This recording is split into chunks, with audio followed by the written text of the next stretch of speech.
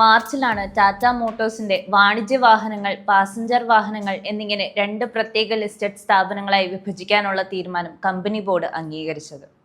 October 1 ഇന്നു മുതലാണ് ഈ തീരുമാനം പ്രാബല്യത്തിൽ വരുന്നത്.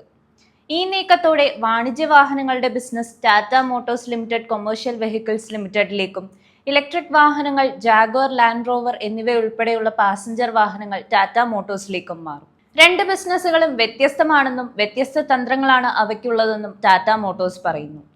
2024 മാർച്ചിൽ നൽകിയ പ്രസ് റിലീസിൽ കഴിഞ്ഞ കുറച്ച് വർഷങ്ങളായി PV, CV, EV ബിസിനസ്സുകളിൽ പ്രത്യേക തന്ത്രങ്ങൾ നടപ്പിലാക്കുന്നതിലൂടെ ശക്തമായ പ്രകടനം കാഴ്ചവെച്ചിട്ടുണ്ടെന്ന് ടാറ്റ അഭിപ്രായപ്പെട്ടിരുന്നു.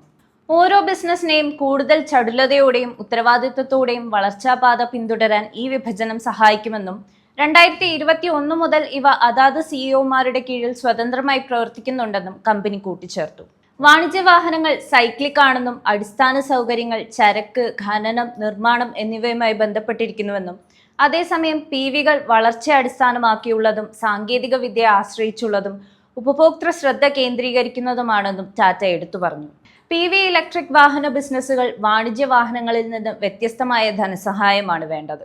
ബാറ്ററികൾ, പ്ലാറ്റ്ഫോമുകൾ, സോഫ്റ്റ്വെയർ തുടങ്ങിയ സാങ്കേതിക വിദ്യകളിൽ PVക്ക് കോടിക്കണക്കിന് ഡോളർ നിക്ഷേപം ആവശ്യമാണ്.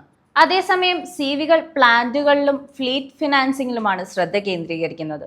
2025 സാമ്പത്തിക വർഷത്തിലെ 80ാമത് വാർഷിക സംയോജിത റിപ്പോർട്ട് അനുസരിച്ച് PV നിക്ഷേപങ്ങൾ സാങ്കേതിക പരിശീലന കേന്ദ്രങ്ങളിലേക്കും വിദ്യാഭ്യാസ സ്ഥാപനങ്ങളുമായുള്ള പങ്കാളിത്തത്തിലേക്കുമാണ് നയിച്ചത്.